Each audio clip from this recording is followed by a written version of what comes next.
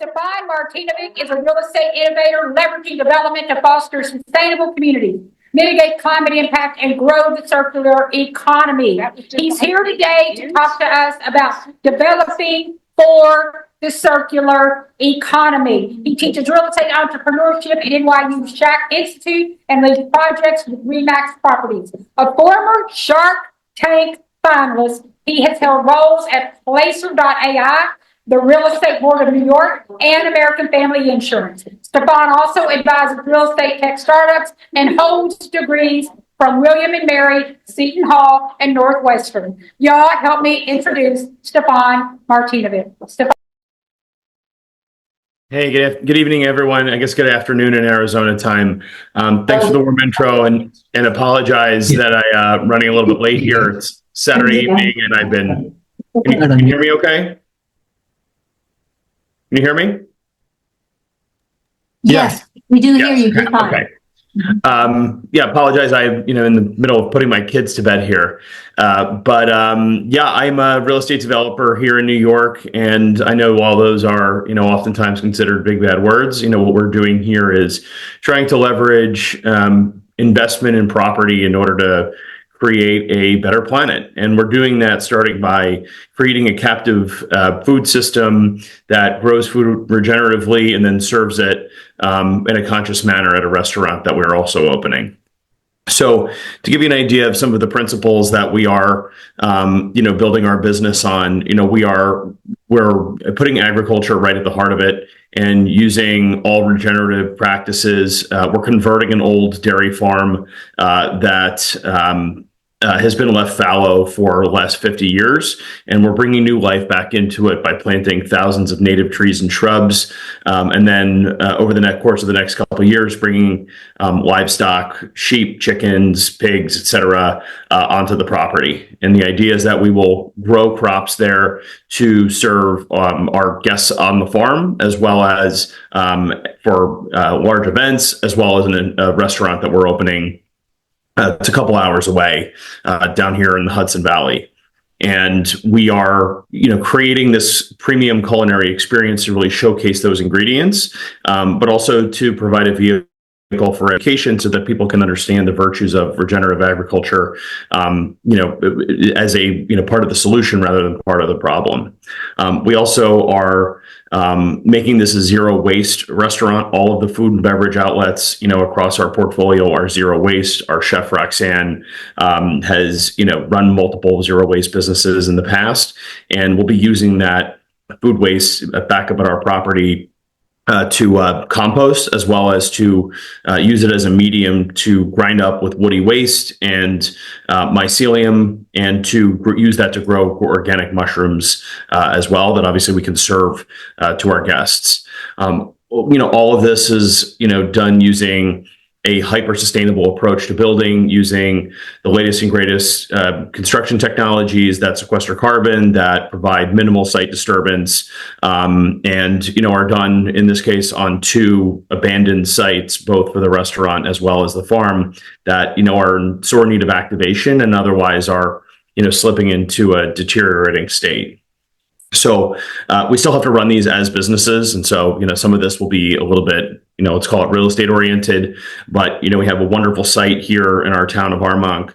It's, right at the middle of the largest intersection, and basically it's hard to miss. We're in between the largest grocery store and CVS. And so it's a location that you really couldn't miss if you drive into town, which I go past this property about 10 times a day. And on the left-hand side of this, beautiful rendering here is kind of what the existing building is. It was built in 1820, but it is in very, very rough shape. It's been sitting there vacant for about 20 years.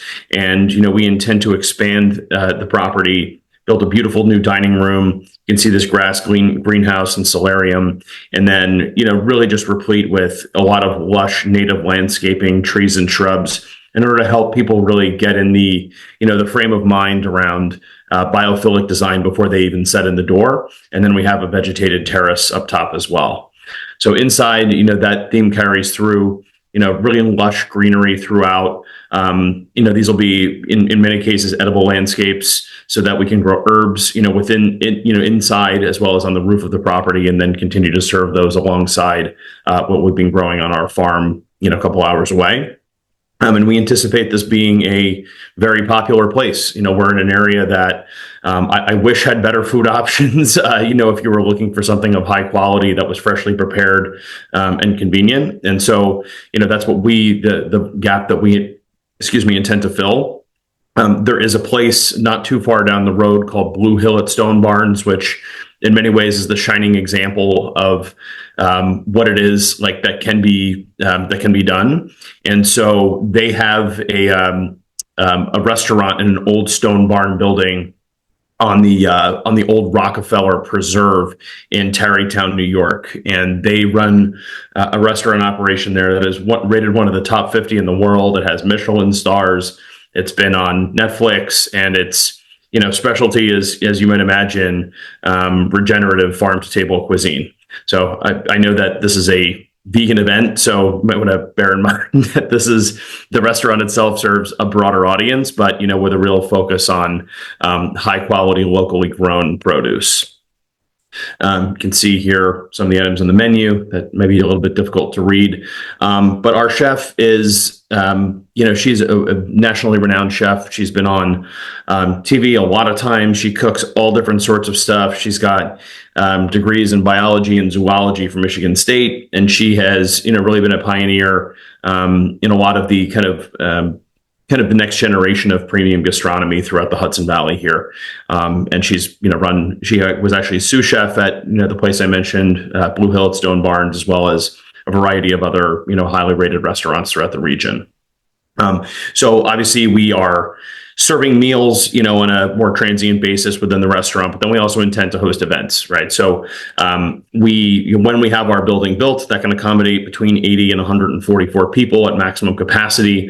But we've also started to activate our farm property, which would probably be most interesting to you guys upstate, by hosting events such as the one here in the photo on the right, where we're for the time being, popping up an event tent and hosting about 40-person intimate dinners where we are preparing stuff, largely on site and open flame, that is using ingredients from our garden that our farm director is putting together. And we intend to continue to grow that business as we have, a lot of folks that, really just had a wonderful time this summer. So we're a few hundred guests deep now.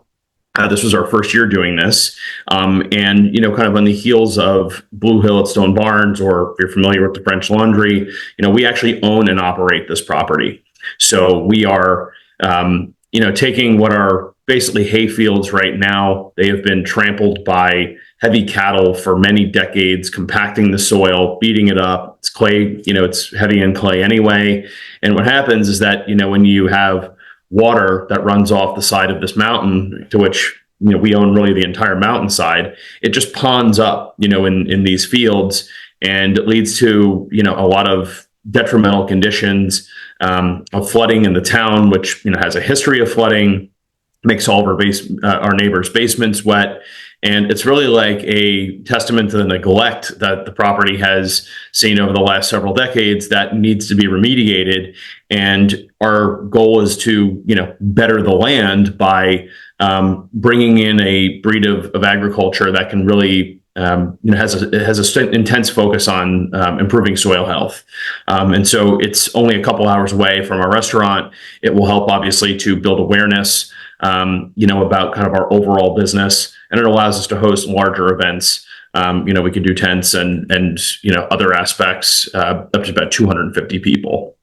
So what the agricultural program looks like are a 2-acre intensive market garden for vegetable production.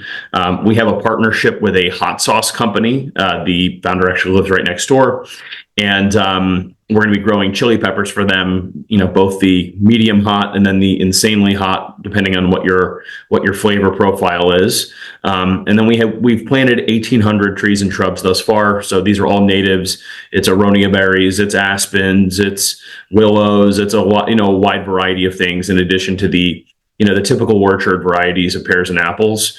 We're also growing things like pawpaw and other natives that are otherwise very difficult to find, some of which are really delicious if you've never had, and, are going to be really standouts on our menu as we, continue to build up our food service capabilities.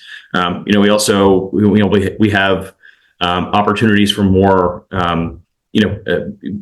engagement for people on the farm. So picking your own berries, pumpkin patch, and then, we also are starting up a honeybee production as part of the broader livestock program, which I mentioned is going to contain, a variety of different sheep, chickens, alpaca. There's nothing that's, up here for slaughter or anything on the property. These are mainly for grazing and then some fiber. And, with a rotational program like this, we are basically, slotting out a 1 acre paddock, temporary paddock, across our property. We let the animals graze for, a day or two, and then we move them over so the grass has an opportunity to, regenerate, grow new blades and to, sink their roots deeper into the soil. We have a crack farm director who's been working in this region, overseeing both vegetable and livestock operations, really across the Northeast. And he's, really a rare talent that, we have the privilege of working with. And he's been, basically standing this up, from the infrastructure and everything from the ground up, and, getting our old fallow farm into ship shape. I probably don't need to bore you with the rest of our investor materials, but I think that gives you a good rundown of, these two businesses and how they fit together within this circular economy here. So thank you all.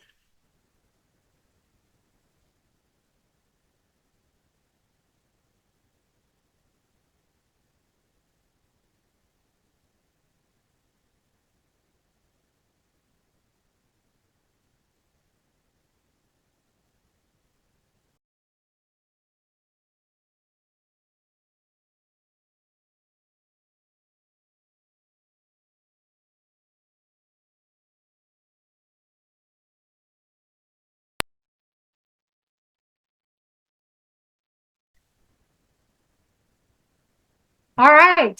Thank you. Thank you so much, Stefan. Is there anybody out there that has any questions for Stefan? Any comments?